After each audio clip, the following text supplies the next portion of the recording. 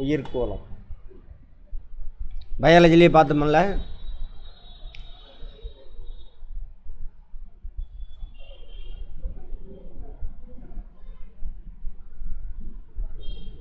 பயோனா உயிர்னு அர்த்தம். இதுவரைக்கும் என்னென்ன பார்த்தோம்? லித்தோஸ்பியர் பார்த்துருப்போம்,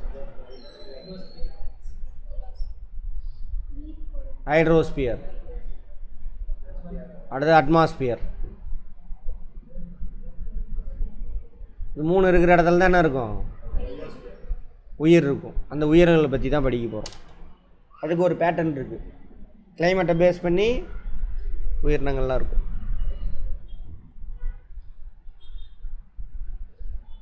எங்கே பூமியில் வெப்பமும் தண்ணி அதிகமாக இருக்குன்னு பார்த்தோம்? அங்கே தான் உயிரினங்களே அதிகமாக இருக்கும்.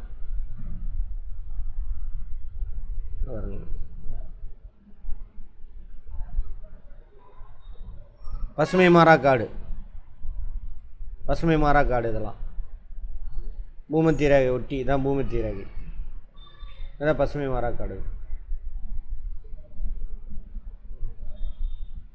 டெய்லி மழை பெய்யும், வெயிலும் பட்டாசு கலப்போம், அந்த மாதிரி உயிர்கோளம். சரி, இங்கேருந்து மேலே போக போக நான் உயிர்களுடைய அளவு குறைஞ்சிட்டே வரும்.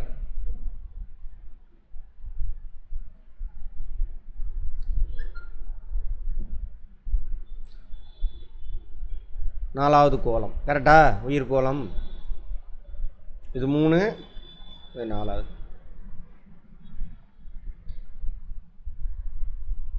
பாறைக்கோளம், நீர்க்கோளம், வளிக்கோளம் ஆகியவற்றை உள்ளடக்கியது.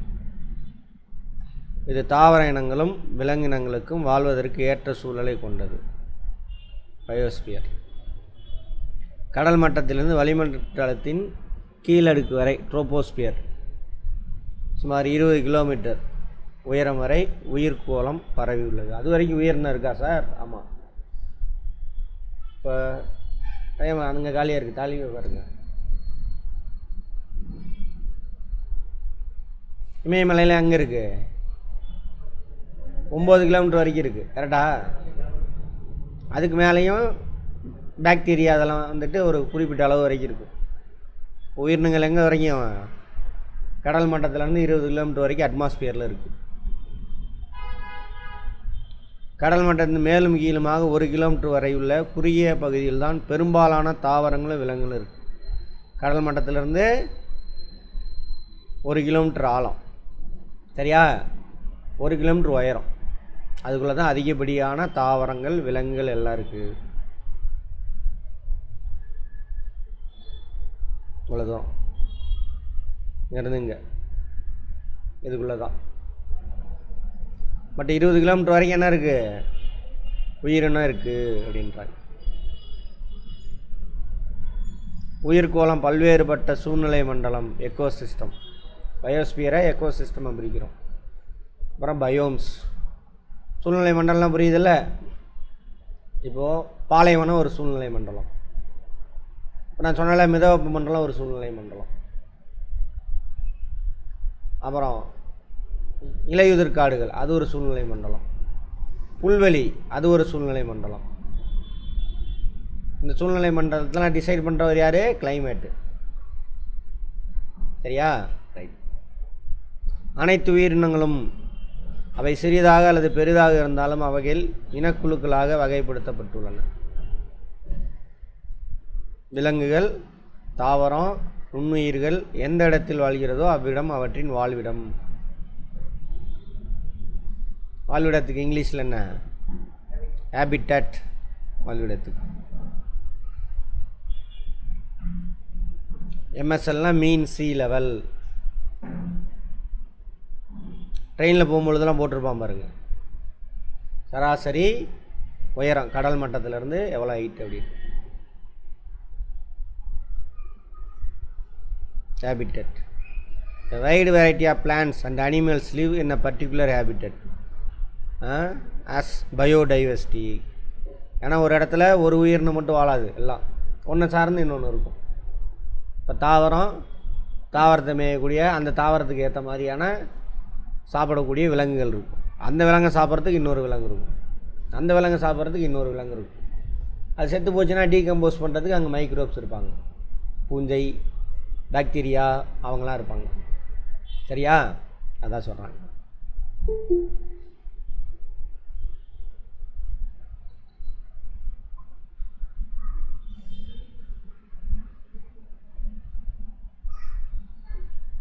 பயோடைவர்சிட்டியாக வாழ்வாங்க. ஏதாவது ஒன்று அழிஞ்சுது அப்படின்னா இன்னொரு இனம் அழிஞ்சு போயிடும். இப்போ எக்ஸாம்பிள், புலியெல்லாம் அழிஞ்சிருச்சுனாக்கா காட்டில் மானோட இனம் பெருகிரும். மானை வேட்டையாட யாரும் இருக்க மாட்டாங்க, மானு பெருகிரும். மானு பெருகிச்சுன்னா என்ன ஆகும்? காடெல்லாம் அழிஞ்சிரும். ஏன்னா அது சாப்பிட்டு சாப்பிட்டு சாப்பிட்டு காடு அழிஞ்சிருச்சுன்னா என்ன ஆயிரும்? மான் அப்புறம் அழிஞ்சு போயிடும். ஏன் அவ்வளோ தூரம்? ஒரு பாக்டீரியா இந்த டீகம்போஸ் ஆகுதில்ல, இலை தலையெல்லாம் கீழே விழுகுது, அதை மக்க வைக்கிறதுக்கு பாக்டீரியா, ஃபங்கை இவங்கெல்லாம் வேலை செய்வாங்க. சாப்பிட்டுட்டு சின்ன பொருளாக மாற்றுவாங்க. அப்படி இல்லைன்னா அது இலை மக்காது. அந்த பாக்டீரியா அழிஞ்சாவே முடிஞ்சு போச்சு. இலை தலையெல்லாம் மக்காது. இலை தலையெல்லாம் மக்கினா தான் என்ன பண்ணும்? தாவரம் எடுத்துகிட்டு வளரும். அப்போ வளராது, அதுக்கு உணவு இல்லாமல் போயிடும். தாவரத்துக்கு உணவு இல்லைன்னா மரம் வளராது, முடிஞ்சு போச்சு. அதான் சொல்கிறாங்க. சூழ்நிலை மண்டலம், எக்கோசிஸ்டம், பல்வேறு உயிரினங்களின் தொகுதி, ஒன்றோடு ஒன்று தொடர்பு கொள்வாங்க. உயிரற்றது, உயிர் உள்ளது, ரெண்டு பேரும் ஒன்றோட ஒன்று தொடர்பு கொள்வாங்க. உயிர் உள்ளது உயிரற்றதுக்கிட்ட இருந்து என்ன எடுத்துக்கும்? மினரலு, விட்டமின் இதெல்லாம் எடுத்துக்கும். கரெக்டா? திரும்ப அந்த உயிர் உள்ளது செத்து போச்சுன்னா என்ன ஆகும்? மண்ணில் மினரலாக டீகம்போஸ் ஆகிடும். திரும்ப அந்த உயிரினை எடுத்துகிட்டு வளரும்.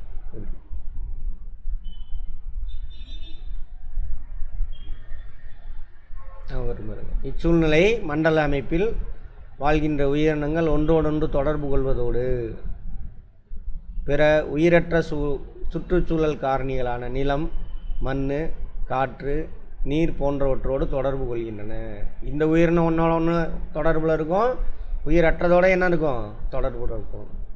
இப்போ மண்ணில் யூரியாவாக போய் விழுகுது, நைட்ரைட்டாக விழுகும், நைட்ரேட்டாக விழுகும். அந்த நைட்ரேட்டை என்ன பண்ணணும்? திரும்பவும் நைட்ரஜனாக மாற்றி வளிமண்டலத்துக்கு அனுப்புவாங்க.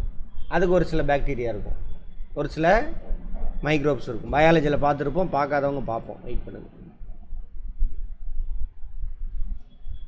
சூழ்நிலை மண்டலம் மிக சிறிய அலகிலிருந்து மரப்பட்ட உலகளாவிய சூழ்நிலை மண்டலம் அல்லது சூழல் கோலம், எக்கோஸ்பியர்.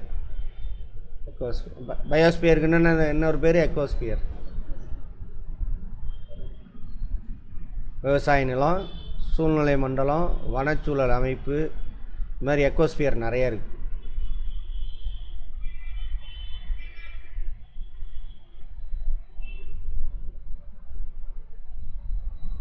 பல்லுயிர் வாழ்விடம், பயோஸ்பியரோட ஹேபிட்டட், புவியில் உள்ள அனைத்து சூழ்நிலை மண்டலங்களையும் சொன்னாலே ஒவ்வொன்றும் ஒரு சூழ்நிலை மண்டலம், எக்கோசிஸ்டம். எது? பசுமை மாறாக்காடு, புல்வெளி, பாலைவனம், ஒவ்வொன்றும் ஒரு எக்கோசிஸ்டம். இலையுதிர் காடு, அதெல்லாம் ஒவ்வொரு எக்கோசிஸ்டம். அதே மாதிரி நீர்நிலை இருக்கா? நீர்நிலையை எப்படி பிரிக்கலாம்? நன்னீர், கடின நீரா, கடல் நீர். சரியா? அங்கே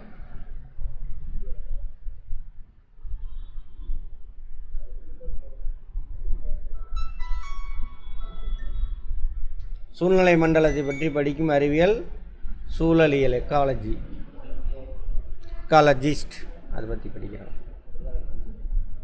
குரூப் 4ல் இதை பற்றி கூட ஏதோ ஒரு கொஸ்டின் வந்துடுதுல்ல. சூழ்நிலை மண்டலத்தின் கூறுகள், காம்போனன்ட்ஸ், உயிரற்ற கூறுகள், உயிருள்ள கூறுகள், ஆற்றல் கூறுகள். உயிரற்ற கூறுகள், ஏபயோட்டிக் காம்போனன்ட்ஸ். பயோனா உயிர் உள்ளது, ஏபயோட்டிக்னா உயிரற்றது.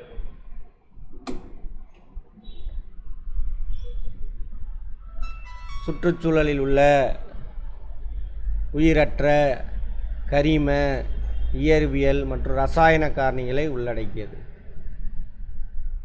உயிரற்ற கரிம பொருள். இலை தலையெல்லாம் இருக்குல்ல, கரிமம். இங்கிலீஷில் என்னத்துக்கு கரிமத்துக்கு? ஆர்கானிக்.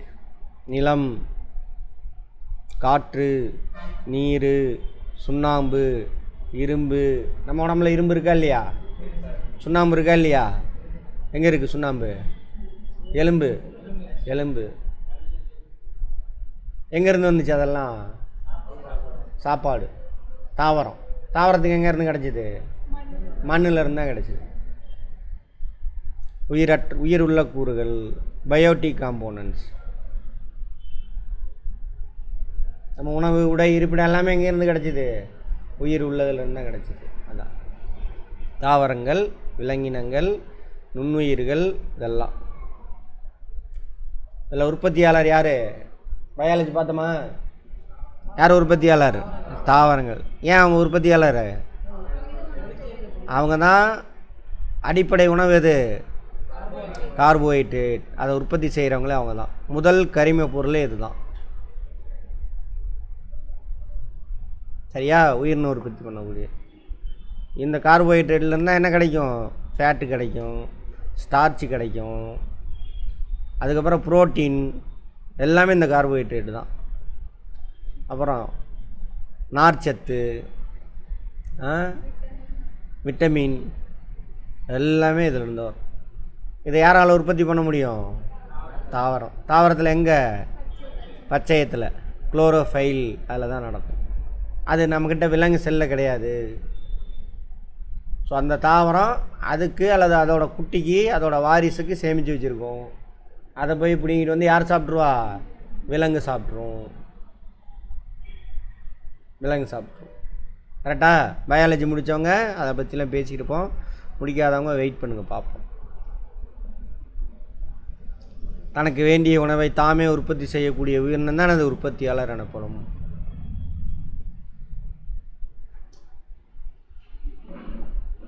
தற்சார்பு, ஆட்டோட்ரோப்ஸ். ஆட்டோனா தானாக அப்படின்னு அர்த்தம். கூட்ட உயிரி. நிலத்துலேயும் இருக்கும், நீர்லேயும் இருக்கும். ஆமாவா? தாவரங்கள், பாசி, பாக்டீரியா. பாக்டீரியா தாவரமா சார்? ஆமாம்.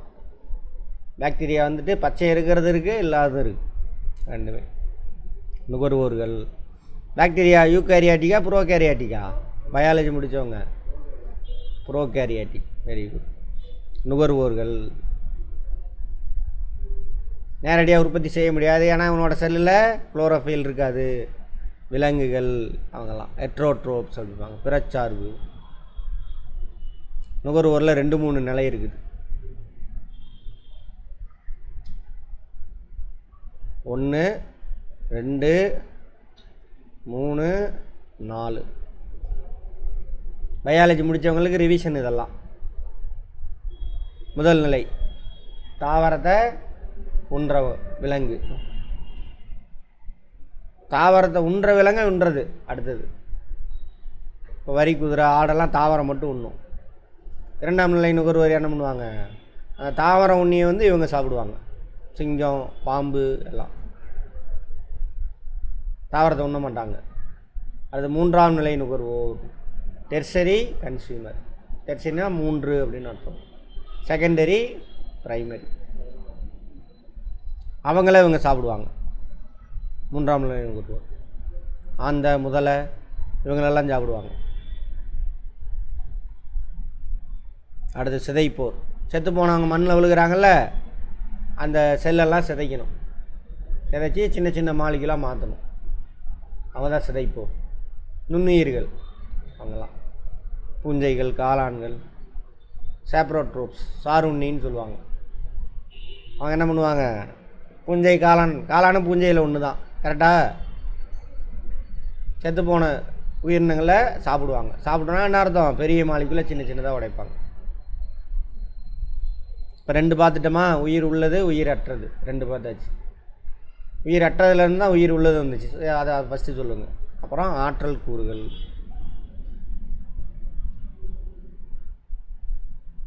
ஆற்றல் எது? ஆற்றல்னா என்ன? வேலை செய்கிறதுக்கான திறன்.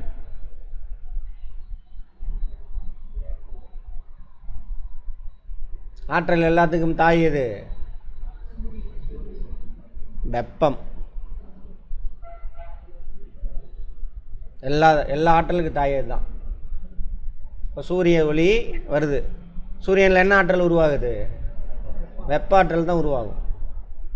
எப்படி வெப்ப ஆற்றல் உருவாகுதுன்னு பார்த்தோம். ஹைட்ரஜன் அணுவும் ஹீலியமா, ஹைட்ரஜன் அணுவும் ரெண்டோட நியூக்ளியஸ் ஒட்டி ஹீலியமாக மாறும். கெமிஸ்ட்ரி பார்த்துக்கிட்டு இருக்கோம், பார்ப்போம். அணுக்கரு இணைவுன்னு சொல்லுவாங்க, அதிலேருந்து ஹீட்டு கிடைக்கும். இப்படி வச்சுக்கோங்களேன். இப்போ தான் கெமிஸ்ட்ரி பார்த்துட்டு தானே இருக்கோம் காலையில். ஹைட்ரஜன் ஒரு வீடு,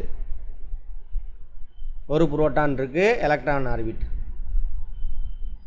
இன்னொரு ஹைட்ரஜன் இருக்குது, ஒரு புரோட்டான் இருக்குது, எலக்ட்ரான் ஆர்பிட். என்ன ஆகுனாக்கா இந்த புரோட்டான் இந்த வீட்டுக்குள்ளே போய் உட்காந்துக்கும். இப்போ 2 புரோட்டானாக மாறிடும், ஹீலியம்.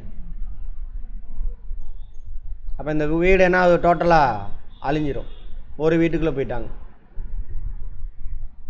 அழிக்கும் பொழுது என்ன கிடைக்கும்? ஹீட்டு கிடைக்கும். ஜாகிரஃபிலே பார்த்துருப்போம், பிக் பேங் தியரி.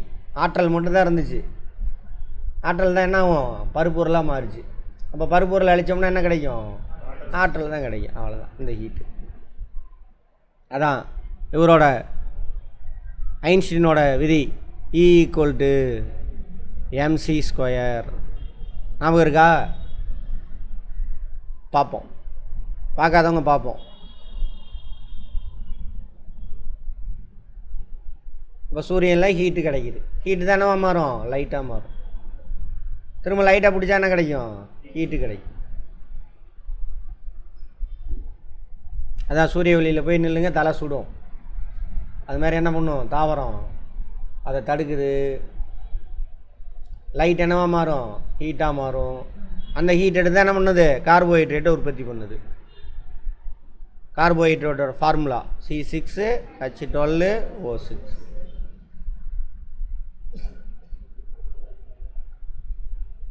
உயிர்கோளத்தில் வாழும் அனைத்து உயிரினங்களும் தம் பணியினை செய்வதற்கும் ஆட்டு சூரியன் விரியணும் வேலை. அதுக்கு என்ன வேணும்? ஹீட்டு வேணும். அதான் ஓடுறது, ஒடியாடுறது, தலையாட்டுறது, சாப்பாடு ஜீரணம் ஆகணும். அதுக்கு என்ன வேணும்? எனர்ஜி வேணும். சரியா? அந்த எனர்ஜி ஒரு ஆற்றலை மற்றொரு ஆற்றலாக மாற்றுவதற்கும் ஆற்றலை பயன்படுத்துகிறது. ஆற்றல்னால் ஒன்றுமே இல்லை. உயிர்கோளம் முழுமைக்கும் சூரியனே ஆற்றலை வழங்கக்கூடியதாக உள்ளது. இந்திய அரசியல் மாதிரியே தான். சூரியன்லேருந்து வரக்கூடிய ஹீட்டு தான் அவங்க உடம்புல இருக்குது. தொட்டு பாருங்கள், ஹீட் இருக்கா? சூரியன்லேருந்து வந்து கார்போஹைட்ரேட்டில் போய் உக்காந்துக்குச்சு. நம்ம சாப்பிட்ற சாப்பாடு அந்த கார்போஹைட்ரேட் உடஞ்சா ஹீட்டு கிடைக்கும். அதான் சூழ்நிலை மண்டலத்தில் உள்ள பல்வேறு கூறுகளின் வழியாக சூரிய ஆற்றல் பிற ஆற்றல் வடிவங்களாக மாற்றப்படுகிறது. சூழ்நிலை மண்டலத்தில் பல்வேறு கூறுகள். இங்கே யார்? வெப்ப ஆற்றல்.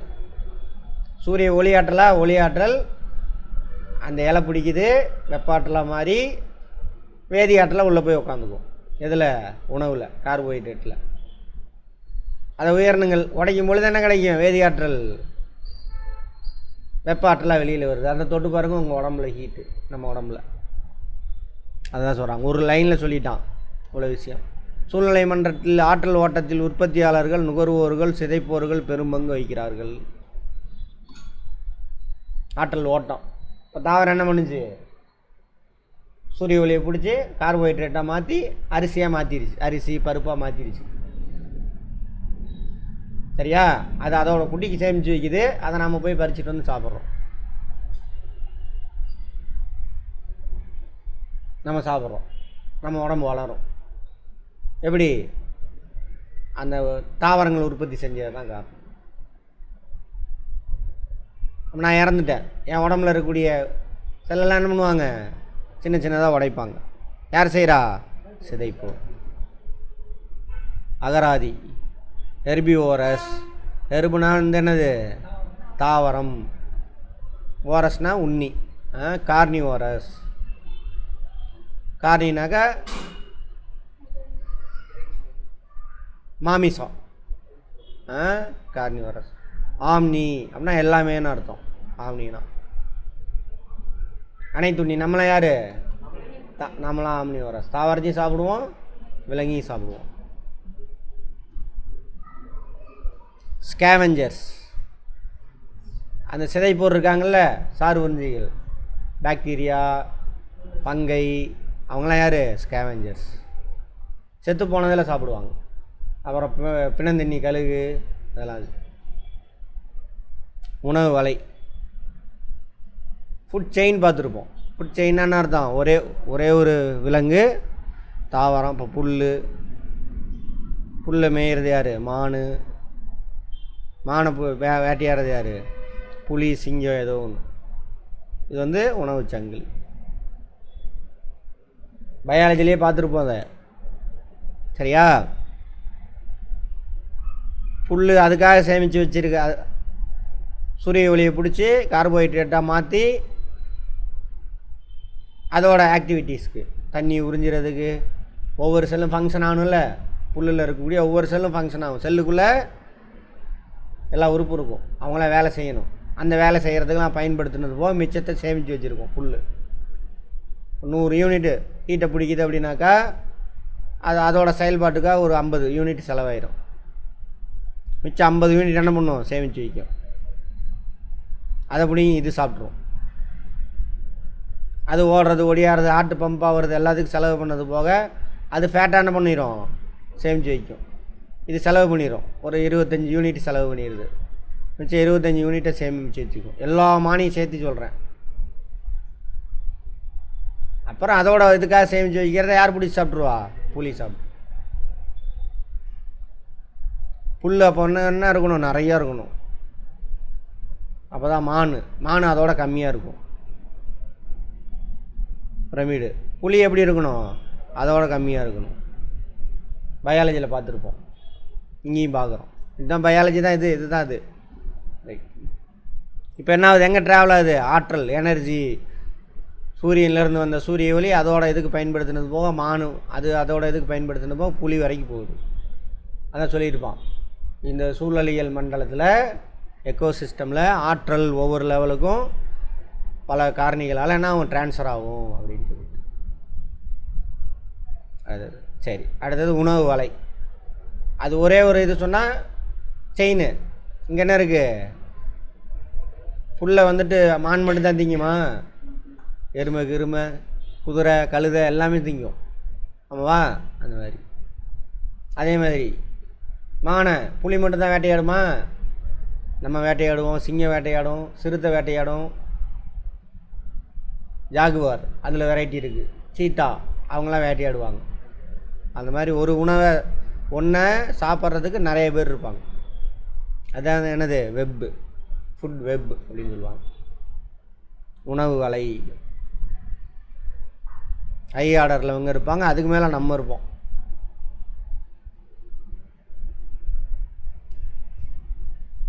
அனைத்து உயிரினங்களும் ஒன்றோடு ஒன்று தொடர்பு கொண்டு ஆற்றல் மட்டம், உணவு சங்கிலி, உணவு வலையினை உருவாக்குகிறது. இதெல்லாம் இது ஒரு ஆற்றல் மட்டம். ஃபஸ்ட் லெவல் இவர் சூரியன்லேருந்து பிடிச்சி வைக்கிறது. அடுத்த லெவல் இவங்கள சாப்பிட்றாங்க, இவங்கள சாப்பிட்றாங்க. அதான் சொல்லுவாங்க, ஒரு உயிரோட சாவலை தான் இன்னொரு உயிரோட வாழ்வு. சரியா? அந்த ஐயோ நாங்களாம் உயிரை கொல்ல மாட்டோம், அப்போ சோறே திங்காத. அதுவும் என்னது? தயிர் திங்காத. தயிர் ஃபுல்லாக என்ன இருக்குது? பாக்டீரியா தான் இருக்குது, சாப்பிடாத.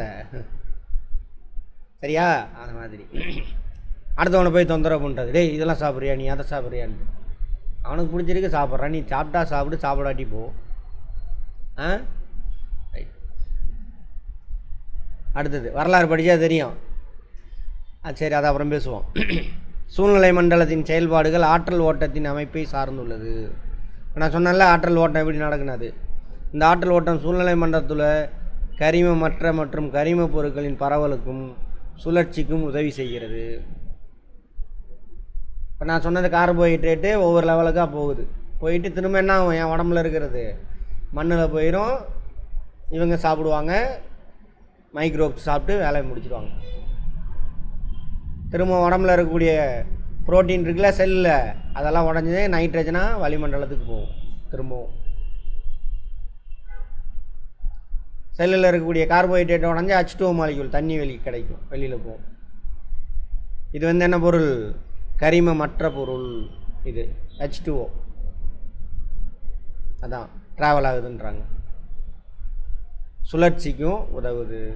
ஆற்றல் ஓட்டம் பெரும்பாலும் சூழ்நிலை மண்டலத்தின் பல்வேறு நிலைகளில் படிநிலை ஒழுங்குமுறையில் நடைபெறுகிறது. இந்நிலை ஆற்றல் மட்டம், எனர்ஜி லெவல், முன்னாடி பார்த்தது தான். இதெல்லாம் ஒவ்வொரு லெவல். இது ஒரு லெவலு, அதை இன்னொன்று சாப்பிட்றது அடுத்த லெவலு. மேலே வர வர அந்த நம்பர்ஸ் இந்த உங்களோட நம்பர்ஸில் அது குறைஞ்சிட்டே வரணும். அதான் பிரமிடு ஷேப்பில் இருக்கணும் ஆற்றல் மட்டம். ஒரு குழுவிலிருந்து மற்றொரு குழுவுக்கு ஆற்றல் மாற்றம் பல்வேறு ஆற்றல் மட்டத்தின் வழியாக தொடர்ச்சியாக நடைபெறுவது உணவு சங்கிலி என தொடர்ச்சியாக நடக்கிறது.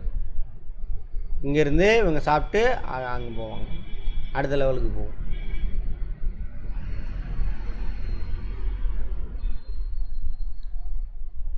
உணவு வலை சரியா? இது ஒன்று மட்டும் பார்த்தோம்னா உணவு சங்கிலி. இப்போ எப்படி இருக்குது? எல்லோரும் தவளையை திங்கிறதுக்கு இத்தனை பேர் இருக்காங்க, மானை திங்கிறதுக்கு இத்தனை பேர் இருக்காங்க, முதலையும் சாப்பிடுவோம்ல பிடிச்சி அதெல்லாம். ஸோ உணவு வலை, ஃபுட் வெப் கேட்டிருக்காங்க, ஸ்டேட்மெண்ட்டில் கேட்பாங்க, பார்த்துக்கோங்க. ஃபுல்லாக ஸ்டேட்மெண்ட் கொஸ்டின் தானே குரூப் 4ல். ஆமாம், புரிஞ்சு படிங்க. நிறையா படிக்கிறத புரிஞ்சு படிக்கணும், நிறைய படிக்கணும். பயங்கர வெயிட்டாக இருந்தது கொஸ்டின் பேப்பர். உயிரினப்பன்மை, பயோடைவர்சிட்டி முன்னாடியே பேசினது தான். ஒரு இடத்துல பல்வேறு வகையான உயிரினங்கள் ஒன்று சார்ந்திருக்கும். அதான் என்னது உயிரினப்பன்மை, பயோடைவர்சிட்டி. இந்த கான்செப்ட் தமிழ்நாடு கவர்மெண்ட் இப்போ யூஸ் பண்ணிக்கிட்டு இருக்காங்க. தமிழ்நாட்டோட நேற்று கூட ஏதோ ஒரு அமெரிக்காவில் அந்த நியூஸ் பேப்பரில் இந்த பயோடைவர்சிட்டி, என்விரான்மெண்ட், எக்கோசிஸ்டம் இதெல்லாம் பேஸ் பண்ணியே அதுக்கு முக்கியத்துவம் கொடுத்துமே தமிழ்நாடு பயங்கரமான வளர்ச்சி அடைஞ்சு போயிட்டுருக்குன்னு தமிழ்நாட்டோட பற்றி பேசியிருக்காங்க. சிஎம்மும் யூஸ் பண்ணியிருப்பார் அந்த வார்த்தையெல்லாம். நியூஸ் பேப்பர் படிங்க தயவு செஞ்சு. ஒரு வாழிடத்தில் வாழ்கின்ற பல்வேறு வகையான உயிரினங்களை குறிப்பதாகும். அங்கே இருக்கக்கூடிய எக்கோசிஸ்டம், கிளைமேட்டு, மண் இதெல்லாம் வச்சு தான் என்னாகும் தாவரத்தோட அமைப்பு இருக்கும். அங்கே தாவரம் என்ன மாதிரி இருக்கோ அதுக்கு தகுந்த மாதிரி தான் விலங்குகள் இருக்கும். அங்கே என்ன கிளைமேட் இருக்கோ அதுக்கு தகுந்த மாதிரி தான் அந்த தாவரம் உணவு உற்பத்தி பண்ணும். சரியா? ஸோ அதுக்கு தகுந்த மாதிரி தான் விலங்குகள் இருக்கும். எக்ஸாம்பிள் இப்போ அடர்ந்த காடுன்னு வச்சுக்கோங்க, அங்கே வேகமாக ஓடக்கூடிய விலங்குலாம் எதுவும் இருக்காது. மரத்தில் ஏறுறது, ஊர்வனை, நிறையா தண்ணி இருக்குது, ஊர்வனை அந்த மாதிரி தான் இருக்கும். மரத்தில் உட்கார்ற பறவை அந்த மாதிரி. புல்வெளி அந்த மாதிரி இடத்துல தான் நாம் வேகமாக ஓடக்கூடிய விலங்குகள் இருக்கும். சிங்கம், சிறுத்தை அதெல்லாம் அங்கே இருக்கும். எங்கே? புல்வெளியில் இருக்கும். காட்டில் தான் புலி இருக்கும்.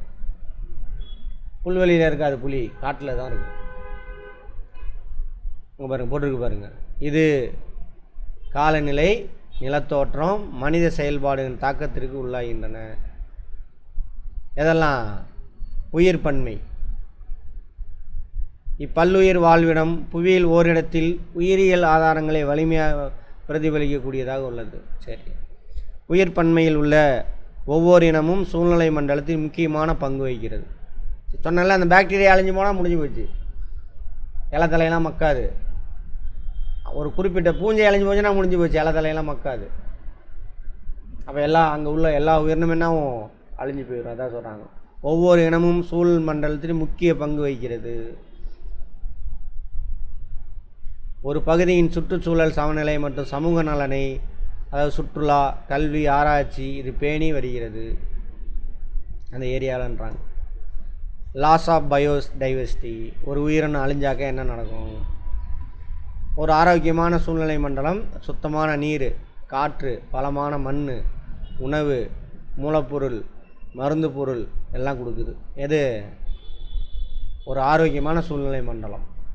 அப்போ எக்கோசிஸ்டத்தை நம்ம என்ன பண்ணணும்? பாதுகாக்கணும். சூழ்நிலை மண்டலம் பாதுகாக்கப்பட வேண்டும். ஒரு உயிர் அழிஞ்சாலும் அங்கே பிரச்சனை. சரியா? அப்படின்னு சொல்லிட்டு ஸ்டேட்மெண்ட்டில் கேட்பான், பார்த்துக்கோங்க. பல்லுயிர் தொகுதிகள், பயோம்ஸ், சூழல் மண்டலத்தில் பல்வேறு வகையான தாவரங்களும் விலங்கினங்களும் இணைந்து வாழும் மிக பரந்த சூழ்நிலை அமைப்பாகும். இங்கு தாவரங்களும் விலங்குகளும் ஒன்றோடொன்று தொடர்பு கொண்டு கூட்டமாக உயிர்கோளத்தில் வாழ்கின்றன. அதாவது ஒரு எக்கோசிஸ்டத்தில் எவ்வளோ உயிரினங்கள் இருக்குது அப்படின்னு பார்த்தா அதுக்கு பேர் தானே அது பயோம்ஸ். பல்லுயிர் தொகுதியை நிலத்தோற்றம், காலநிலை, தாவரங்கள் போன்ற காரணிகள் தீர்மானிக்கும். எடுத்தோன்னா தான் நிலத்தோற்றம், காலநிலை, ஜியாகிரஃபி தான் டிசைட் பண்ணுவோம் அங்கே என்ன மாதிரியான உயிரினம் இருக்கணும் அப்படின்னு. அங்கே வேகமாக ஓடுறது விலங்கு இருக்கணும் அப்படின்னு யார் தீர்மானிக்கிறா? தாவரம் தான் தீர்மானிக்குது. உயரமான அடர்ந்த மரங்கள் இருந்தால் வேகமாக ஓடுற விலங்கு இருக்காது. அந்த மரத்தில் ஏறி வாழக்கூடிய விலங்கு தான் இருக்கும். அல்லது மரத்துக்கு அடியில் நிழலில் ஊறிட்டு போகக்கூடிய ரெப்டைல்ஸ் அதிகமாக இருக்கும். அதெல்லாம் நிலவாழ் பல்லுயிர் தொகுதி, டெரஸ்ட்ரியல் பயோம்ஸ், நீர்வாழ் பல்லுயிர் தொகுதி, அக்வாட்டிக் பயோம்ஸ் அப்படின்னு ரெண்டாக பிரிக்கிறாங்க.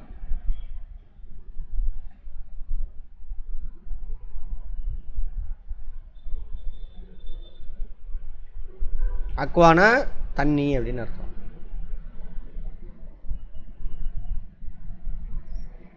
ஒரு சூழலியல் பிரதேசத்தில் 70% மேலான ஓரினம் சுயமான வாழ்விடத்தை இழந்து விடுவேனால் அம்மிடம் கவனத்தில் கொள்ளப்பட வேண்டிய வள மையங்களாக கருதப்படுகிறது.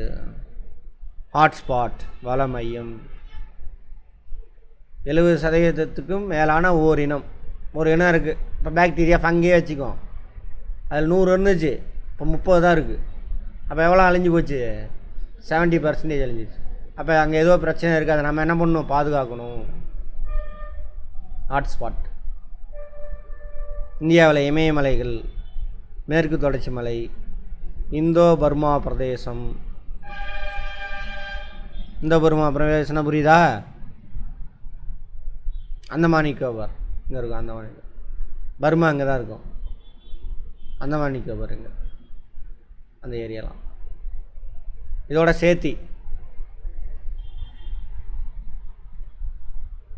சுந்தா நிலப்பகுதி. சுந்தா நிலப்பகுதினா ஒன்றும் இல்லை, இந்த இடம் சதுப்பு நிலம் ஆக்சுவலாக.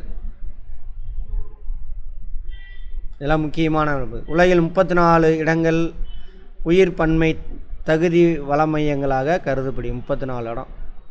அதில் இந்தியாவில் எத்தனை இருக்குது? 4 இடம் முக்கியமான இடம்.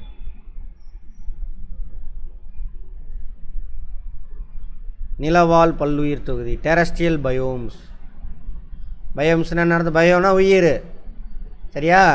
அந்த ஒரு இடத்துல குறிப்பிட்ட இடத்துல வாழக்கூடிய உயிரினம், அது எல்லாத்தையும் சேர்த்துனா பயோம்ஸ். ஒரு குழுவாக வாழும் உயிரினங்கள் ஒன்றோடு ஒன்று தொடர்பு கொண்டு அவை வாழும் நிலச்சூழலுக்கு ஏற்றவாறு நிலச்சூழலுக்கு ஏற்றவாறு கிளைமேட் எல்லாம் சேர்ந்து. இதில் வெப்பமும் மழையும் வாழுகின்ற சூழலை தீர்மானிக்கிறது. வெப்பமும் மழையும். அதிக வெப்பம் அதிக மழை பொழிவுன்னா என்ன அர்த்தம்? பசுமை மாறாக்காடு, சரியா? நல்ல வெப்பம், ஷார்ட் பீரியட் ட்ரையாக இருக்கும், அப்போ இலையுதிர் காடுகள். நல்ல வெப்பம், மழை ஓரளவுக்கு தான் பெய்யும், மீடியமாக இருக்கும், அப்போ புல்வெளி. நல்ல வெப்பம், தண்ணியே இல்லை, அப்போ என்னது? அது பாலைவனம். இதெல்லாம் வெப்பமண்டலத்தில் இருக்கிறது. வெப்பமண்டலம் எதுலேருந்து எது வரைக்கும் இருக்குது? ஜியாகிரஃபி தானே பார்த்தோம். 23 டிகிரி வடக்குலேருந்து 23 டிகிரி.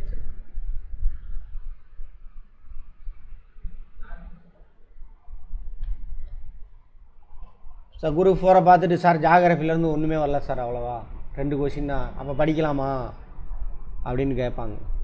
நீ குரூப் 4க்காக இந்த ஒரு எக்ஸாம் வச்சுட்டு நீங்கள் டிசைட் பண்ணக்கூடாது. இந்த கொஸ்டின் பேப்பர் அப்படி கேட்டிருக்கான், அடுத்த கொஸ்டின் பேப்பரை நாம் அப்படியே உள்டாக மாறும், அதிக கொஸ்டின் வரும். எல்லாத்தையும் நீ தெரிஞ்சுக்கணும், சரியா? அடுத்தது இது வெப்பமண்டலம். வெப்பமண்டலத்தை ஒட்டி இருக்கிறது என்னது? துணை வெப்பமண்டலம், சப் டிராபிக்கல் ரீஜன். அதை ஒட்டி அந்த பக்கம். அதுக்கு மேலே போயிட்டீங்கன்னா என்ன வரும்? மித வெப்பமண்டலம். அதேமாதிரி மித வெப்பமண்டலத்தில் அதுக்கு தகுந்த மாதிரி பாலைவனம் இருக்கும், புல்வெளி இருக்கும், பசுமை மர காடு இருக்கும், மிதவெப்ப மண்டலத்தில் இலையுதிர் காடு இருக்கும். எல்லாமே இது எல்லாத்தையும் டிசைட் பண்ணுறது யார்?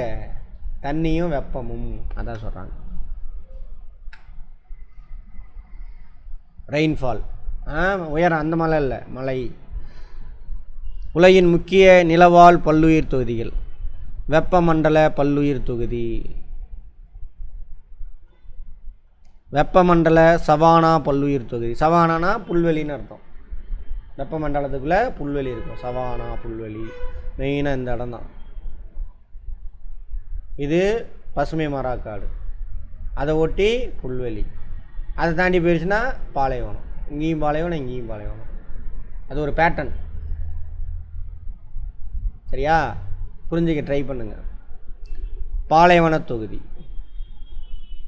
அதான். அது அந்த பக்கம் போயின்னா பாலைவனம்.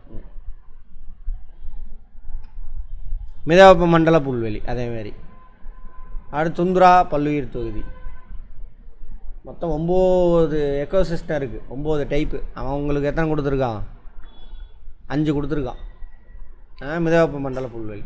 இங்கெல்லாம் மிதவெப்ப மண்டல புல்வெளி. துந்துரா அப்படின்னாக்கா 66 டிகிரிக்கு மேலே இருக்குல்ல, அங்கேயும் இங்கேயும், அதுக்கு பேர் துந்துரா. குளிர் பிரதேசம் இருக்குல்ல, அங்கே தான் என்ன இருக்காது, வருஷத்தில் நிறைய நாள் சூரியனே வராது. அப்படியே வந்தாலும் எப்படி இருக்கும்? சூரிய ஒளியோட கோணம் ரொம்ப கம்மியாக இருக்கும். Short period. சம்மரே குளிராத மைனஸில் தான் இருக்கும் அங்கே. அப்போ எங்கேயாவது மழைகளாக இருக்கும். அந்த 3 மாதம் மட்டும் செடி வளரும், மரம் வளர்ந்துக்கும். பாறையெல்லாம் என்ன இருக்கும்? பாசி ஒட்டிக்கிட்டு இருக்கும். அடுத்த 6 மாதத்துக்கு என்ன இருக்காது? வெயிலே இருக்காது. அப்போ அந்த 6 மாதத்துக்கு தூங்கிடும், மரம்லாம் செத்து போயிடும், அல்லது தூங்கிடும். அந்த மாதிரி இருக்கும். அது எங்கே? துந்துரா. மொத்தம் 5 தான் உங்களுக்கு கொடுத்துருக்கான். மொத்தம் 9 சொல்லணும். இதில் உள்ளே போனீங்கன்னா இன்னும் ஏகப்பட்டது இருக்கும். வெப்பமண்டல முற்புதர் காடுகள், வெப்பமண்டல பசுமை மாறா காடுகள், அந்த மாதிரிலாம் இருக்குது.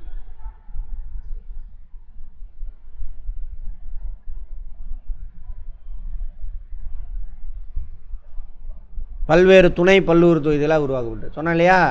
பசுமை மாறா காடுகள், பருவகால இலையுதிர் காடுகள், முட்புதர் காடுகள், அதெல்லாம் வெப்பமண்டலத்திலேயே. பசுமை மாறா காடு டெய்லி மழை பெய்யணும். வருஷத்தில் 200 சென்டிமீட்டருக்கு மேலே மழை பெய்யணும் ஒரு இடத்துல. அப்போ வருஷம் ஃபுல்லாக தண்ணி இருக்கும். நம்ம இதை எடுத்துக்கோங்க, மேற்கு தொடர்ச்சி மலை இருக்கு இல்லையா இந்தியாவில்,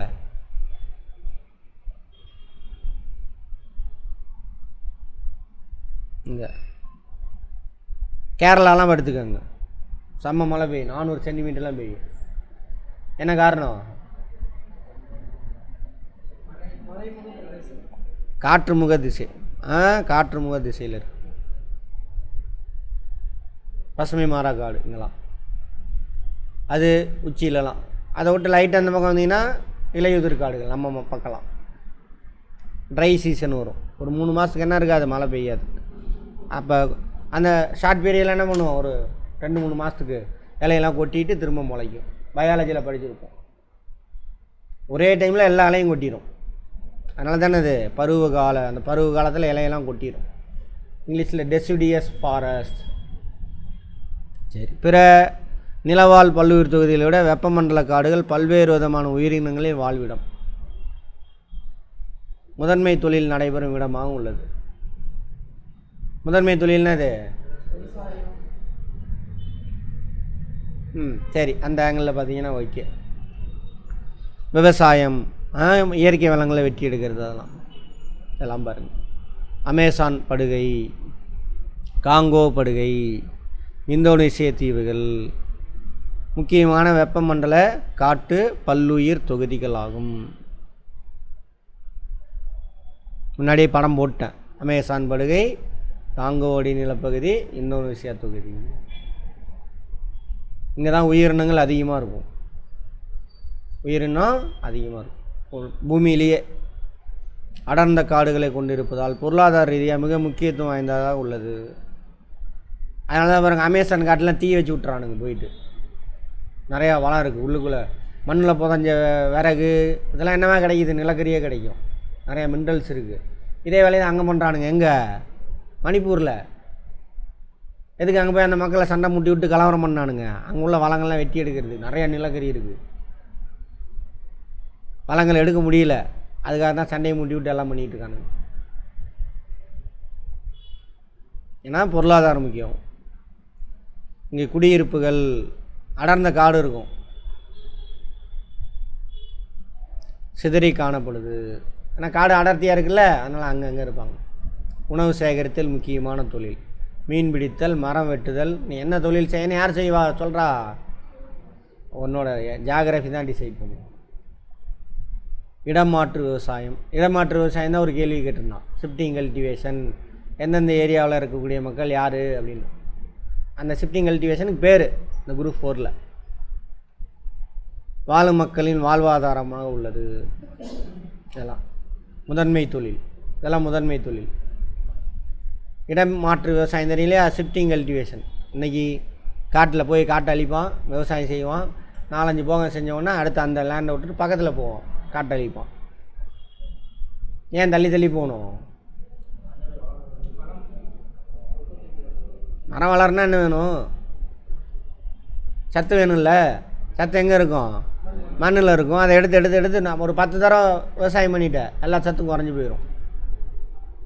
அப்போ என்ன பண்ணுவான்? பக்கத்து காட்டுக்கு போயிடுவான். அந்த மாதிரி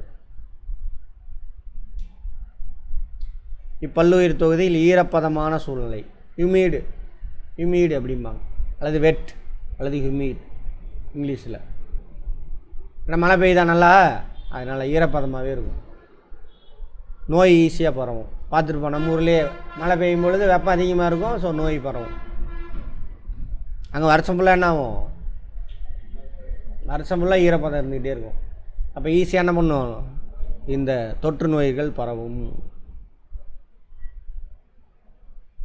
அங்கே விளையக்கூடிய முக்கியமான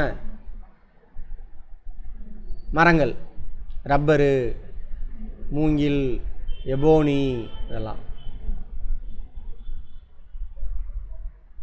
முக்கியமான மரங்கள். அடுத்து வௌவால், வண்ணக்கோழி, சிறுத்தை, யானை, குரங்கு முக்கியமான விலங்குகள். புலியும் சேர்த்திக்கலாம். புலி, ஜாகுவார் சொல்லியிருக்காங்க. ஜாகுவார் இருக்குல்ல, அது ஜாகுவார் பார்த்துருக்கீங்களா? முதலையெல்லாம் பிடிச்சிட்டு போயிடும். முதலையே பிடிக்கும் ஜாகுவார். ஏன்னா அடர்ந்த காடு, மரம் ஏறும் நல்லா அந்த ஜாகுவார்.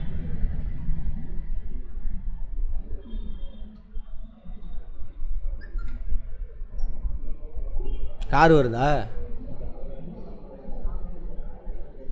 நாங்கள் வருது பாருங்க.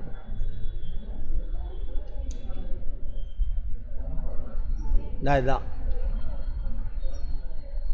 சிறுத்தை. அந்த இதுதான் ஒரிஜினல் ஜாகுவார். சிறுத்தை மாதிரியும் இருக்கும், புலி மாதிரியும் இருக்கும்.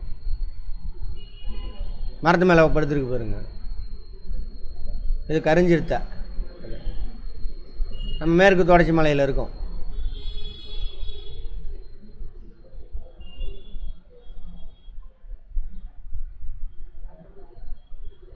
சரியா? ரைட். புற்றுநோயை குணப்படுத்த பயன்படுத்தக்கூடிய மருந்து. சரியா? பசுமை மாறா மலைக்காடுகள் சொல்லுவாங்க, பசுமை மாறா காடுகள். வருஷம் ஃபுல்லாக மழை பெய்கிறது அந்த காடுகள். லப்போச்சா அப்படிங்கிறது புற்றுநோயை குணப்படுத்துறதுக்காக பயன்படக்கூடிய தாவரம், மருந்து தயாரிக்கிறாங்களா அது. வெப்பமண்டல சவானா பல்லுயிர் தொகுதி. இப்போ வெப்பமண்டல பசுமை மாறா காடு பார்த்துட்டோம். இப்போ வெப்பமண்டல சவானா அது பார்க்க போகிறோம். இடத்த பார்த்துக்கோங்க மெயினாக. இந்த வெப்பமண்டல புல்வெளி சரி பசுமை மாறா காடு இருக்குல்ல, அதை ஒட்டி இருக்கும். அப்படி அதுக்கு நடுவில் வந்துட்டு இது இருக்கணும், இலையுதிர் காடுகள் இருக்கும். அதை பற்றி சொல்லலை, சவானா சொல்கிறானுங்க மெயினாக.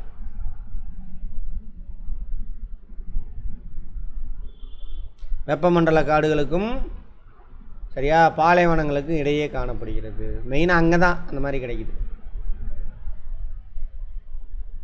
இந்த இடத்துல. அதேமாதிரி இங்கே இருக்கும், அதுமாதிரி இங்கே கூட இருக்கும். இப்போ பாலைவனம், இங்கே பாலைவனம் வரும், இந்த இடத்துல வரும் புல்வெளி. இப்பல்லுயிர் தொகுதி 10லிருந்து 20 டிகிரி வட மற்றும் தென் அச்சங்களுக்கு இடையே காணப்படுது. சரியா? நான் படிக்க வட 10லிருந்து 20 வட அச்சம் தென் அச்சம்.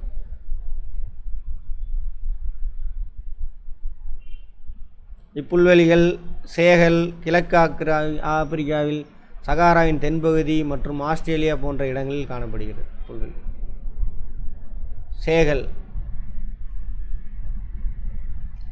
இது சகாரா பாலைவனம், அதோட தென்பகுதி ஆப்பிரிக்காவில். சரியா? ஆஸ்திரேலியாவில் அதேமாரி ஃபுல்லாகவே பாலைவனம் தான்.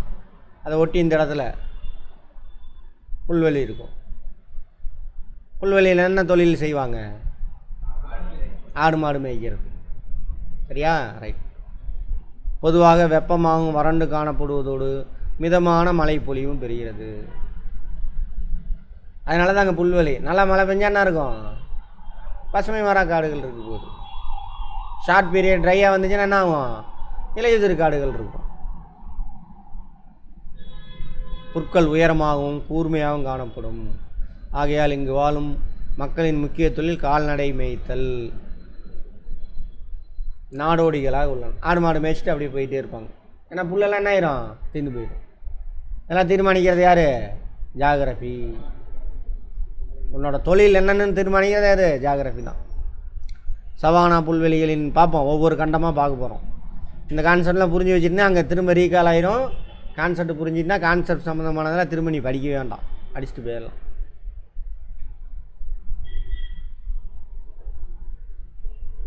நிறையா அங்கே இந்த சவானா புல்வெளி இருக்குல்ல, இங்கே தான் நீங்கள் டிஸ்கவரியில் பார்ப்பீங்க. டிஸ்கவரியில் நேஷ்னல் ஜியாகிரஃபிலாம் ஒரு பெரிய புல்வெளியாக இருக்கும். வனவிலங்குலாம் நிறையா இருக்கும். உலகத்திலே வனவிலங்கு அதிகமாக இருக்கிறது இங்கே தான். அந்த காட்டெருமை கூட்டம் கூட்டமாக போகுமா? காட்டெருமை, மான், அப்புறம் வேறு என்ன இருக்குது? சிறுத்தை, சிங்கம். புலி இங்கே கிடையாது. புலி இங்கே இல்லை. புலியும் சிங்கம் இருக்கிற ஒரே நாடு வந்துட்டு இந்தியா மட்டும்தான்.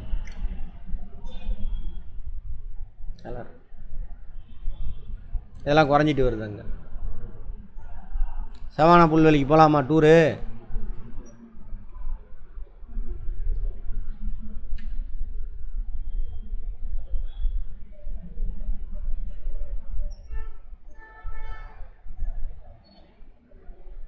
அங்கங்கே மரம் இருக்கும், டாட்டட். இது அக்கேசியான்றது அந்த மரத்துக்கு பேர். நல்லா உயரமாக அங்கே போயிருக்கும். ஒட்டகச்சி இந்த அளவுக்கு கால் ஹைட்டுக்கு இருக்குது. அங்கங்கே மரம் இருக்குது. முள் மரம். நம்ம ஊரில் எந்த மரம் இருக்குல்ல, அந்த கருவேல மரம்னு சொன்னோம்ல, அது தெரியுதுல்ல? அதுதான் அது. சவுத்தில் போனீங்கன்னா ஃபுல்லாக அந்த ஏரியிலலாம் வச்சுருப்பாங்க இந்த மரமாக நிறையா. கருவேல மரம்னு சொல்கிறாங்களே அது.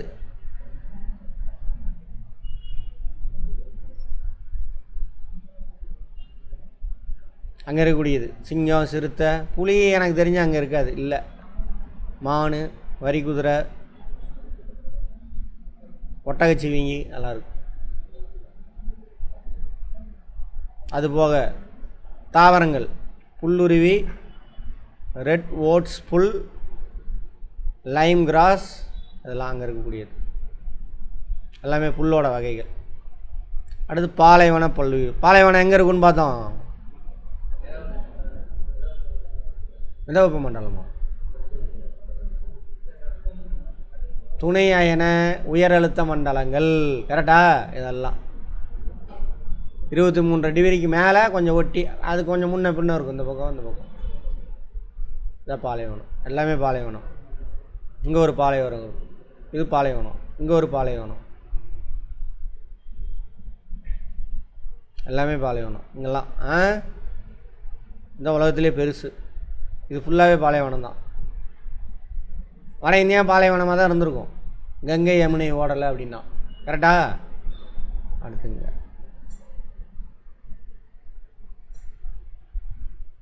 என்ன காரணம்னு பார்த்தோமா? மேலேருந்து வளிமண்டலம் கீழே இறங்கும். மேலேருந்து கீழே இறங்க இறங்க என்ன ஆகும்? வெப்பம் அதிகமாகும். ஈரப்பதத்தை பிடிச்சிக்கிறது கெப்பாசிட்டி அதிகமாகும். டியூ பாயிண்ட் அடைய முடியாது. ஏன்னா மேலேருந்து கீழே வர ஆனால் டெம்பரேச்சர் குறையுது. கீழேருந்து மேலே போனால் தான் டெம்பரேச்சர் குறையும், மேகம் ஃபார்ம் ஆகும், மழை கொடுக்கும். மேலேருந்து கீழே வர ஆனால் டெம்பரேச்சர் அதிகமாகும். அப்போ க்ளவுட் ஃபார்ம் ஆகாது. எப்பயுமே வெளிவானமாக தான் இருக்கும்.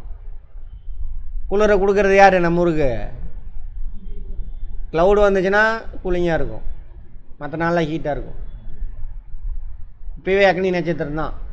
இப்போ என்ன இருக்கும்? 23 டிகிரி, அதாவது அந்த நம்ம சூரிய ஒளி செங்குத்தாக விழுகிறது 23 டிகிரி வடக்கு. ஜூன் 21 போயிட்டு இப்போ எந்த மாதம்?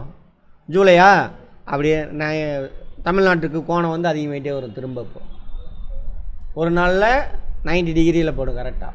அப்புறம் திரும்ப எங்கே போய் தெற்கு நோக்கி போகும் பாருங்க. அதெல்லாம் பாலைவன பகுதிகள் பெரும்பாலும் கண்டங்களின் மேற்கு விளிம்புகளில் காணப்படுகிறது. கரெக்டாக மேற்கு விளிம்பு தான் பெரும்பாலும். இது இது இது இது அது எந்த பகுதி? அங்கே பாருங்க, 20 முதல் 30 டிகிரி வட மற்றும் தென் அச்சங்களுக்கு இடையே காணப்படும். ஸ்டேட்மெண்ட்டில் கேட்கலாம். இங்கே ஆண்டு சராசரி மழை 25 சென்டிமீட்டரோட கம்மியாக தான் இருக்கும். அதனால தான் தண்ணி இல்லை. ஸோ உயிரினம் கம்மியாக இருக்கும். இதனால் மழைப்பொழிவு பற்றாக்குறை, வறண்ட காலநிலையின் காரணமாக இங்கு தாவரங்கள் அரிதாக வளர்கிறது.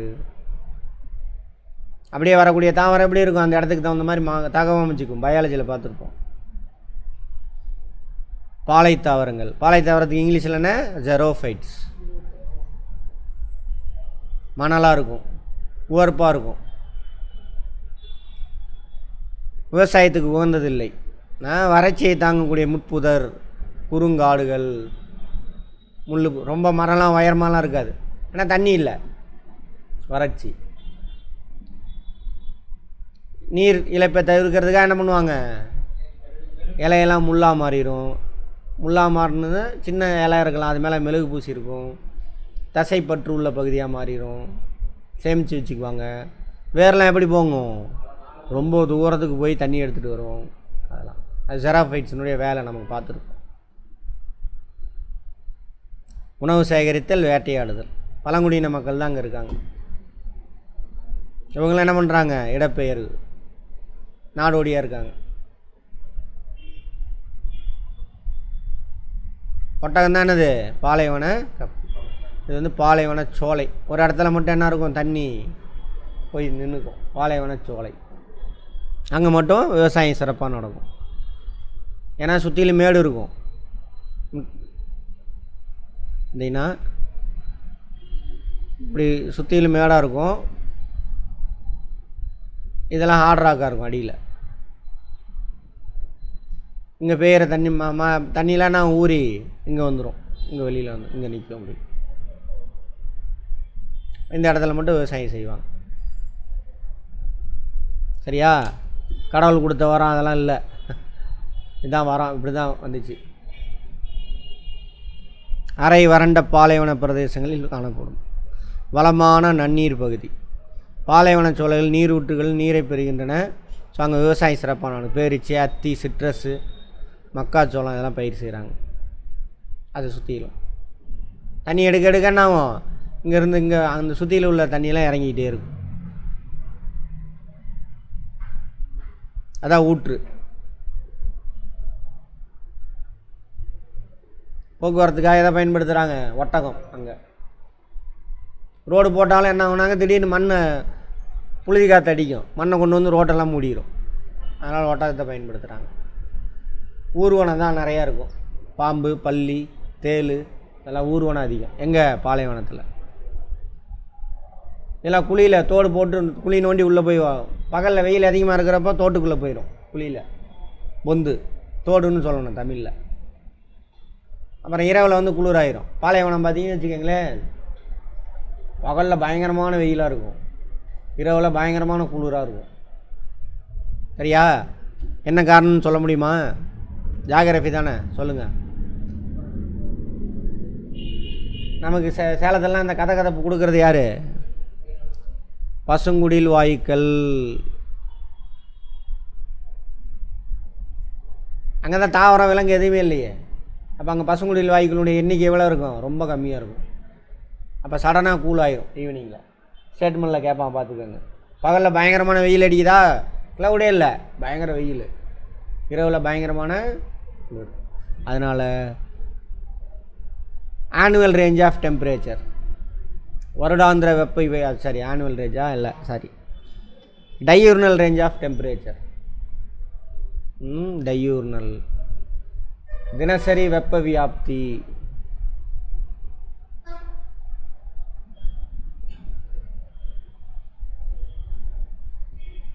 அதிகம் இங்கே. தினசரினா ஒரு நாள் வெப்ப வியாப்தி.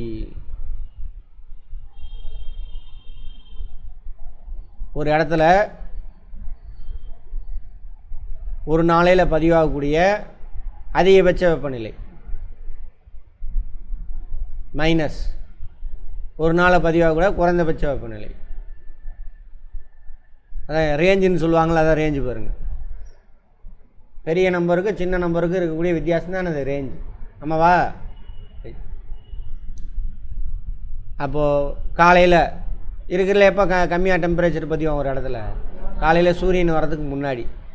அப்போ பார்த்தீங்கன்னா அப்போல்லாம் பார்த்தீங்கன்னா எப்படி மைனஸ்லேயே கூட இருக்கும் பாலைவனத்தில். மைனஸ்ஸு அல்லது 10 டிகிரி செல்சியஸ் கீழே தான் இருக்கும். நடுங்க ஆரம்பிச்சிடும். சாயந்தரம் 3-4 மணி தான் ஹையஸ்ட் ரெக்கார்ட் ஆகும். அப்போ பார்த்தீங்கன்னா 40 டிகிரி செல்சியஸ் வரைக்கும். 10 டிகிரியே வச்சுக்கோங்க குறைஞ்சபட்சம். அப்போ டிஃப்ரென்ஸ் எவ்வளவு? 30 டிகிரி செல்சியஸ். நம்ம ஊரில் இப்போ 33 காட்டுதா? நைட்டு மிஞ்சி போனால் லீஸ்ட் டெம்பரேச்சர் எவ்வளோடா?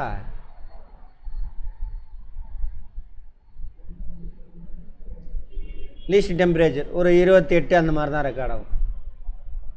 25லேருந்து 28 ரெக்கார்ட் ஆகும். டெய்லி சொல்கிறானா இல்லையா? அதை சேலத்தில் அதிகபட்ச வெப்பநிலை, குறைந்தபட்ச வெப்பநிலை. நம்ம தான் அது வானிலை அறிக்கை வந்தோன்னு மாற்றிடுவோம். அதுக்காக சொல்கிறான். அதை நம்ம லைஃப்பில் ஃபாலோ பண்ணுறதுக்காக சொல்கிறது. அதெல்லாம் என்ன சாப்பிட்ணும், என்ன பண்ணணும், தண்ணி எவ்வளோ குடிக்கணும், அதுதான் சொல்லும். கிளைமேட் தான் டிசைட் பண்ணும்.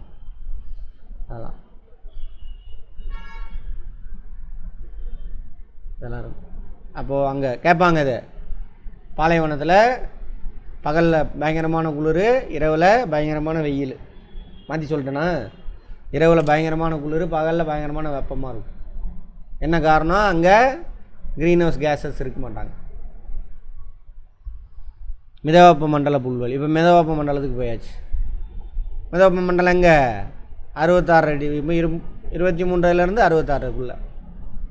அங்கே இந்த கடற்கரை ஓரம்லாம் பசுமை மாறா காடு இருக்கும். உள்ளே போக போக மழைப்பொழிவு கம்மியாகி புல்வெளியாக இருக்கும். புல்வெளி, இங்கே ஒரு புல்வெளி இருக்கும், இங்கே ஒரு புல்வெளி இருக்கும், இங்கே புல்வெளி இருக்கும், இங்கேயும் கொஞ்சம் புல்வெளி இருக்கும். இங்கெல்லாம் நியூசிலாந்துலாம் புல்வெளி. மிதவெப்ப மண்டல புல்வெளி. அங்கே என்ன வேலை செய்வானுங்க? ஆடு மாடு மேய்ப்பானுங்க. அங்கேருந்து வந்த குரூப்பு தான் இந்த ஆரிய குரூப்பு. இந்தியாவுக்கு வந்தாலும் ஆரியர் வந்தார்கள் அங்கேருந்து. அப்போ அவன் என்ன தொழில் செஞ்சிட்டு இருப்பான்? ஆடு மாடு மேய்ச்சிட்டு இருப்பான். இங்கே உள்ள மக்கள் உயர்ந்த நாகரிகம், விவசாயம்லாம் செஞ்சு கோட்டை கட்டி சூப்பராக வாழ்ந்துட்டு இருந்தாங்க. வந்தால் திராவிடர்கள். அதனால தான் சூத்திரனே பேர் வச்சுட்டான். அவன் சூத்திரன் தெரிஞ்சவன்டாவன் அப்படின்னு. சரியா? திராவிடன்னா யார்? சிந்து சமவெளியிலேருந்து இங்கே வரைக்கும் கீழடி வரைக்கும் இருக்குல்ல எவிடன்ஸு எல்லாம். நம்ம உங்களை கடவுள் பேரை சொல்லி நான் தான் கடவுளுக்கு ஏஜெண்ட்டு, நீங்கள் தெரியாததுக்கெல்லாம் கடவுள் பேரை வச்சுட்டீங்க. அப்போ கடவுளுக்கு நான் தான் ஏஜென்ட், நான் பேசி உனக்கு வாங்கி தரேன்னு ஒரு மந்திரம் ஆ ஊ கீ ஊன்னு மந்திரத்தை ஓதுறது. உடனே நடந்துடும். ஓ முன்னால் தான் நடந்துச்சுன்னு ராஜாவை நம்ப வச்சு, ராஜா வச்சு எல்லாத்தையும் அடிமையாக்கிட்டானுங்க. சரியா? சரி, அந்த மாதிரி அங்கேருந்து வந்தவனுக்கு தான் இப்போ வரலாறை மாற்ற பார்க்குறானுங்க. சரஸ்வதி நாகரிகம் அப்படின்ட்டு சிந்து சமவெளி நாகரிகத்தை என்ன பண்ணுறான் அவன்? சரஸ்வதி மாற்ற பார்க்குறானுங்க.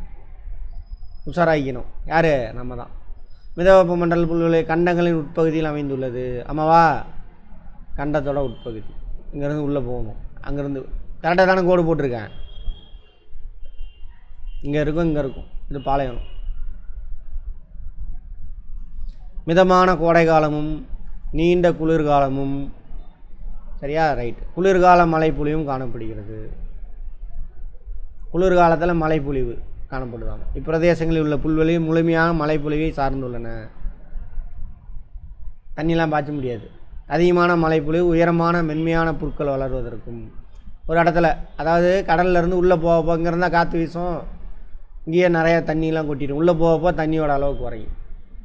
அப்போ இங்கே நல்ல உயரமான புல்லுகள் இருக்கும். உள்ளே போகப்போ புல்லோட அளவு தண்ணி ரொம்ப கம்மியாக இருக்கிறனால குட்டையான உயரத்தில் தான் இருக்கும் புல். குறைவான மழைப்பொழிவு குட்டையான மென்மையான புற்கள் வளர்வதற்கும் துணை புரிகின்றன. அங்கே தான் கோதுமை நிறைய விளையும். கோதுமை, பார்லி இதெல்லாம் அங்கே தான் விளையும். கோதுமை, பார்லி என்னது? புல்லு தான்.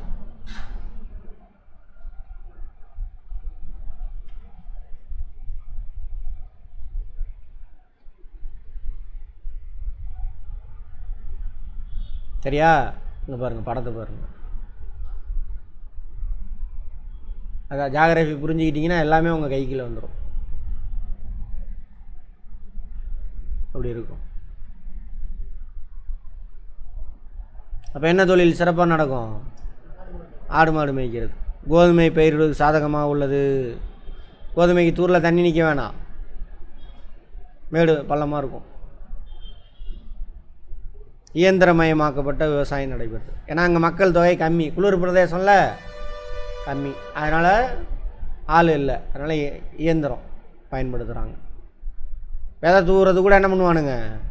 ஹெலிகாப்டரில் போய் விதை தூருவானுங்க. விதை தூவுறது எப்படி இருக்கும்? ஹெலிகாப்டரில். தண்ணி பாய்ச்சறது ஹெலிகாப்டரில். இந்த பழைய படம் ஏதாவது சினிமாவில் வருமே, நம்ம ஹீரோ ஹீரோயின் அங்கே போய் டான்ஸ் ஆடிட்டு இருப்பாங்க, பின்னாடி ஒரு ஃப்ளைட்டில் போய் தண்ணி பாய்ச்சிக்கிட்டு இருப்பாங்க. பார்த்துருக்கீங்களா? இல்லையா? கமல் படத்தில் கூட வருமே, சகல கலா வல்லவனே அப்படிலாம் பாட்டு, அந்த பாட்டிலெல்லாம் வரும் பாருங்க. அப்படி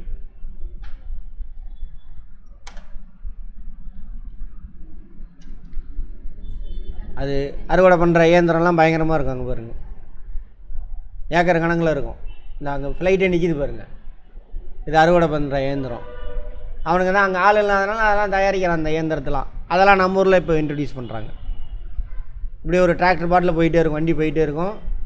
கோதுமையெல்லாம் எடுத்து பிரித்து பக்கத்தில் டிராக்டரில் என்ன பண்ணுவான், ஒரு ட்ரக்கு போகும், அதில் கொட்டிக்கிட்டே வரும்.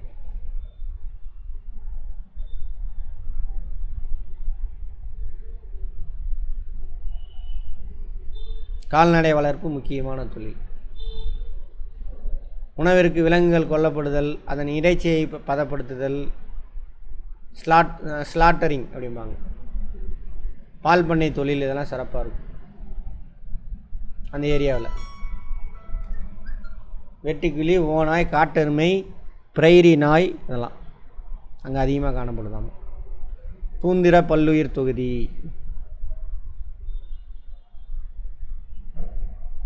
ஒரு 10 நிமிஷம் பிரேக் எடுத்துக்காங்க. தூந்திரா பல்லுயிர் தொகுதி எங்கே பார்த்தோம்?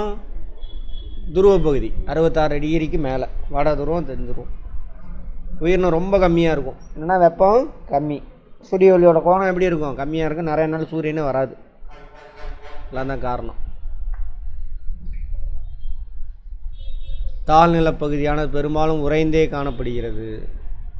ஆசியா, கனடா, ஐரோப்பா இவற்றின் வடபகுதி, கிரீன்லாண்டு, ஆர்டிக், அண்டார்டிகா ஆகிய தொகுதியின் கீழ் வருகின்றன. கனடா, சரியா, கிரீன்லாண்டு, ஐஸ்லாந்து, ஆசியா, இது ஆசியா, இது ஐரோப்பா, இது அண்டார்டிக்.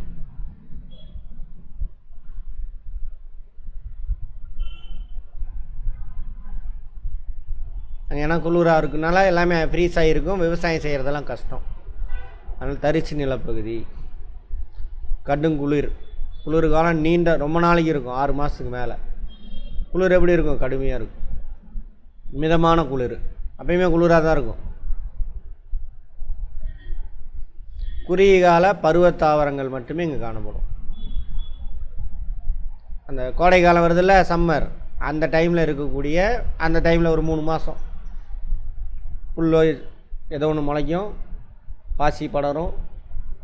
அப்புறம் அந்த அதுக்குள்ளே என்ன பண்ணிடும், இனப்பெருக்கெல்லாம் செஞ்சுட்டு அதோட இனத்தை விருத்தி செஞ்சுட்டு செத்து போயிடும். அதுக்கப்புறம் அடுத்து வெயில் அடிக்கும் பொழுது தண்ணிலாம் வரும், தண்ணிலாம் லைட்டாக உருகும். அது போட்டு போச்சுல குட்டி, அது என்ன பண்ணும், முளைச்சி வந்து உயிர் பெற்று வளரும். அந்த மாதிரி முதன்மை உற்பத்தி திறன் குறைந்து காணப்படும். ஏன்னா வெயில் இல்லைல்ல, முதன்மை உற்பத்தி திறன் அதுதான். உணவு சங்கிலியில் ஃபஸ்ட்டு பார்த்தோம்ல, அவங்க நாடோடிகளாக வாழ்கின்றனர். வேட்டையாடுதல், மீன் பிடித்தல் முக்கியமான தொழில். மக்கள் தேவை ரொம்ப கம்மி. என்ன காரணம், குளிர் தான் காரணம், உணவு பற்றாக்குறை. இதெல்லாமே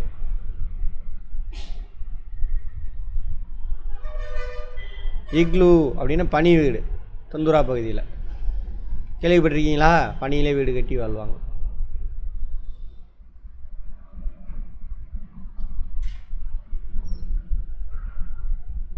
சார் பனிக்குள்ளே குளிராதா சார்? குளிராது.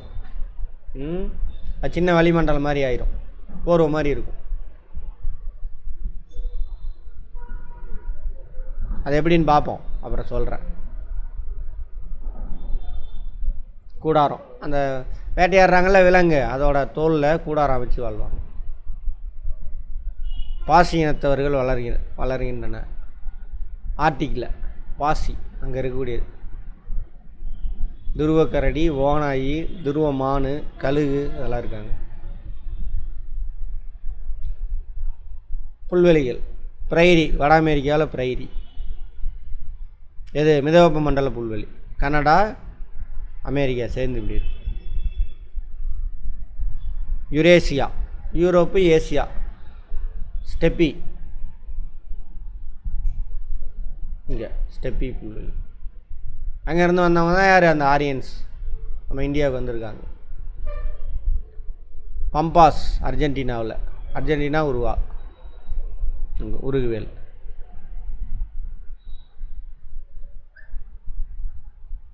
வேல்டு தென்னாப்பிரிக்கா, இங்கே வேல்டு பாலைவனம் இருக்கும், அதை ஒட்டி புல்வெளி இருக்கும்.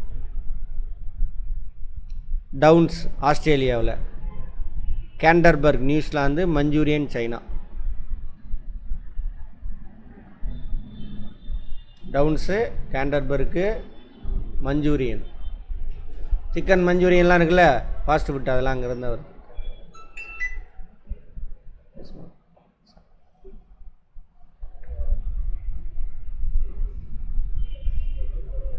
சைனாவில் கேட்பா, மேட்ச் த ஃபாலோயிங்லாம் கேட்பாங்க, பார்த்துக்கோங்க. நீர்வாழ் பல்லுயிர் தொகுதி, அக்வாட்டிக் பயோம்ஸ்.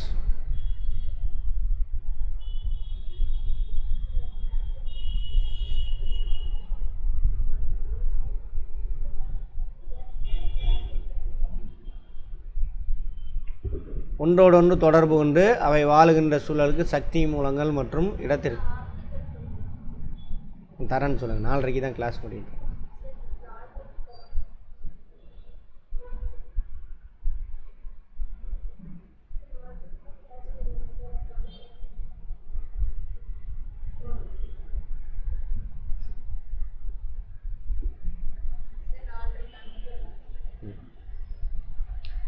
நீர்வாழ் பல்லுயிர் தொகுதியில் காணப்படும் உயிரினங்கள் ஒன்றோடொன்று தொடர்பு கொண்டு அவை வாழும் சூழலுக்கும் சக்தி மூலத்திற்கும் மற்றும் இடத்திற்கு தக்கவாறு தங்களை தகவமைத்து கொண்டுள்ளன. இடத்துக்கு தகுந்த மாதிரி அடாப்டேஷன்.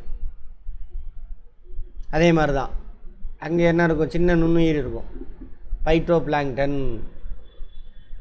சரியா, ஒரு அதை சாப்பிட்றதுக்கு இன்னொரு பெரிய உயிரி இருக்கும், அதோட பெரிய உயிரி, அதோட பெரிய உயிரி, பெரிய திமிங்கலம் வரைக்கும் வரும். ஒன்று சார்ந்திருப்பாங்க.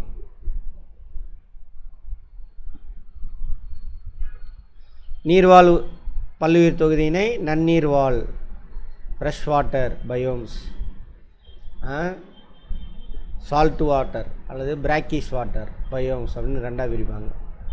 மெரைன் எப்படி போனாலும் சரி, கடல்னு அர்த்தம். ஏரி, நன்னீர்வாழ் பல்லுயிர் தொகுதி, ஏரி, குளம், ஆறு, ஓடை, சதுப்பு நிலம், அதெல்லாம். மார்ஷிலேண்ட் சதுப்பு நிலம்லாம் சேரும் சகதியுமாக இருக்கும். அங்கே தான் என்ன இருக்கும், வேரெல்லாம் சுவாச வேர்கள் மேலே வந்திருக்கும். சுவாச வேர்கள் மேலே வந்துடும்.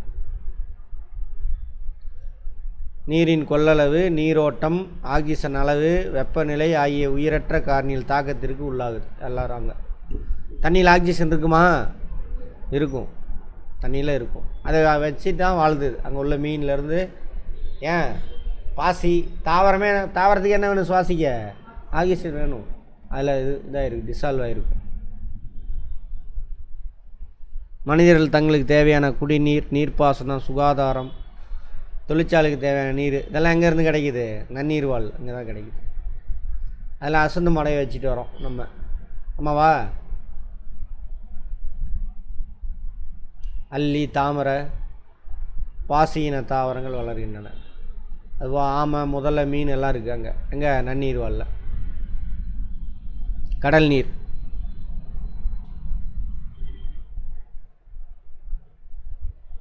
கடல் இதான் பெருசு, நீர் வாழ்வதில் பெருசு.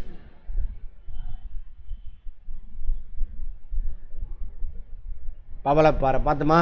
கோரல் ரீஃப்ஸ். இது வெப்பமண்டலம், துணை வெப்பமண்டலத்தில் தான் இருக்கும். 2ஆம் வகை கடல்வாழ் உயிரினங்கள் இதில் இருக்காம. கடற்கரை பகுதி கலிமுகம். கலிமுகம்னா தண்ணி போய் ஆறில் கடலில் போய் சேருதில்ல, அதான் கலிமுகம். மவுத், ரிவர் மவுத். இங்கே நல்ல தண்ணி இருக்கும், இது உப்பு தண்ணி. இந்த சூழலில் வாழக்கூடிய உயிரினம் அங்கே இருக்கும். நல்ல தண்ணியிலையும் இருக்கும், உப்பு தண்ணியிலையும் வாழும். பட் நல்ல தண்ணியில் வாழ்கிற மீன்லாம் ஒரு சில மீனை உப்பு தண்ணியில் போய் விட்டிங்கன்னா செத்து போயிடும். ஒரு சில மீன் தான் ரெண்டுலேயுமே வாழும். அது மாதிரி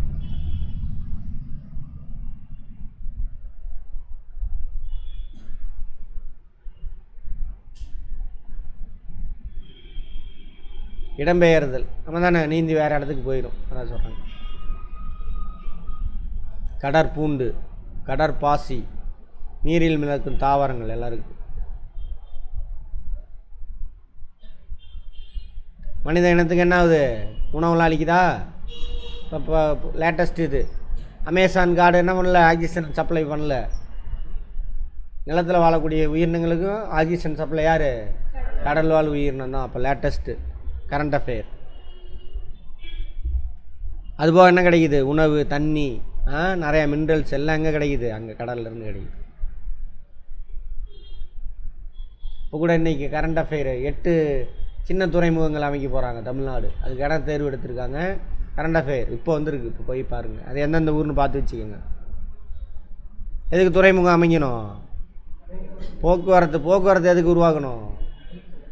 வியாபாரம், நிறைய வேலை வாய்ப்பு கிடைக்கும். அதனால் என்ன ஆகும்? மக்களுக்கு வருவாய்ப்பு இருக்கும். அதெல்லாம் தான் பாதுகாத்தல், கன்சர்வேஷன். இந்த வளங்களை நம்ம என்ன பண்ணணும்? பாதுகாக்கணும். அதை தான் சொல்கிறாங்க. உயிர்கோள காப்பகங்கள், பயோஸ்பியர் ரிசர்வ்லாம் உருவாக்கியிருக்காங்க. பயாலஜியில் பார்த்தோமா 18 முக்கிய உயிர்கோள காப்பகங்கள் இருக்காமா இந்தியாவில். பல்லுயிர் தொகுதி என்பது ஆழ்கடல் அகழி முதல் அகழி பார்த்தோம்ல, அது என்னது? கடல் ஆழமான இடம். கடலில்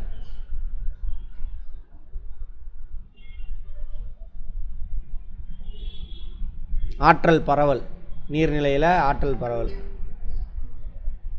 அழிவிற்கு நம்ம காரணமாக இருக்கிறோம். இடமாற்றத்துக்கும் மனிதன் முக்கிய காரணமாக இருக்கிறோம். ஏன்னா அந்த காற்றெல்லாம் போய் அழிச்சிடுறோமா, அது ஒரு இடத்துல இன்னொரு இடத்துக்கு ஓடிடும். அதான் சொன்னால மக்கள் தொகை எவ்வளோ தான் இருக்க முடியும் இந்த பூமியில்? 50 கோடி பேர் தான் வாழ முடியும். அவ்வளோதான் இருக்கணும். ஆனால் எத்தனை கோடி பேர் இருக்கும்? 800 கோடி பேர் இருக்கும்.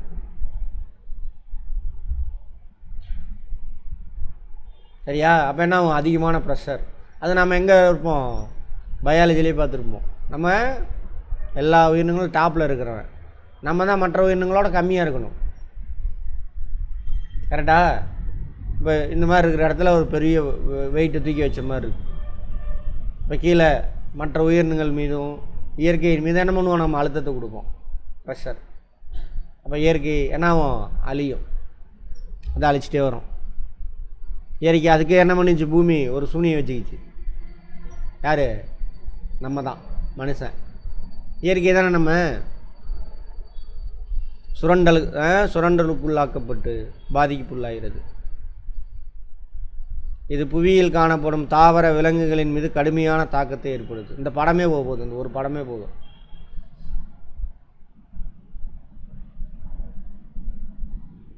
அதிக உயிரின வளங்கள், அதிக உயிரின பாதிப்புகள் ஏற்படும் பகுதிகளும் உள்ளன நிறையா. நேரம் விட்டுருந்தாக்கா கொஞ்சம் பாதுகாப்புலாம் எடுக்கலை அப்படின்னா எல்லா இனத்தையும் அழிச்சிருப்போம். புலியெலாம் அழிஞ்சிருக்கேன் இப்போவே. அவ்வளோதான். புவியின் குளிர்ச்சியான பல்லுயிர் தொகுதி பயோம்ஸ். உயிர்கோளத்தின் மிக சிறிய அலகு.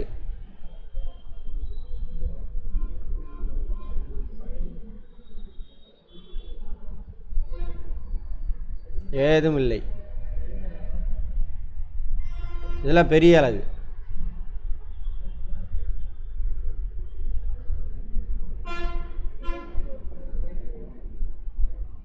ஏதோ மரப்பட்டை ஏதோ சொன்னாங்க, மரப்பட்டை. வளிமண்டலத்தில் உள்ள நுண்ணுயிர்களை கொண்டு ஊட்டச்சத்துக்களை மறுசுழற்சி செய்வோர்.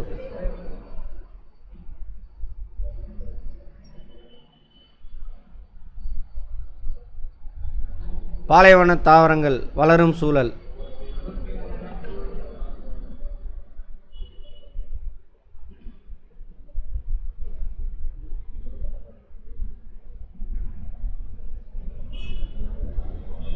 மலைக்காடுகள் பல்லுயிர் தொகுதி அதிகளவு விவசாயத்துக்கு பயன்படுத்த இயலாததற்கு காரணம்.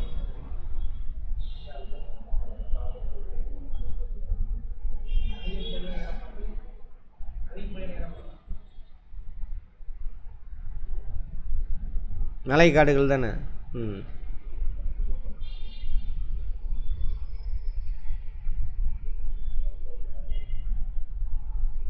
பிறச்சார்பு ஊட்ட உயிர்கள் தங்கள் உணவை தாங்களே உற்பத்தி செய்து கொள்ளாது. கரெக்டா?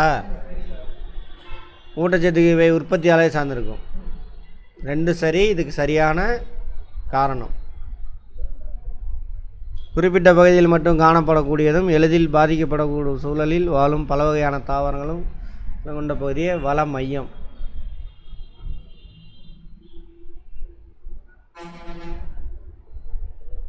சரி. ஹாட்ஸ்பாட்டு சிறப்பான கவனம் கொண்டு பாதுகாக்க வேண்டும். ஆராய்ச்சியில் இதனை அடையாளம் காண்பர். கரெக்டு, ரெண்டுமே கரெக்ட்.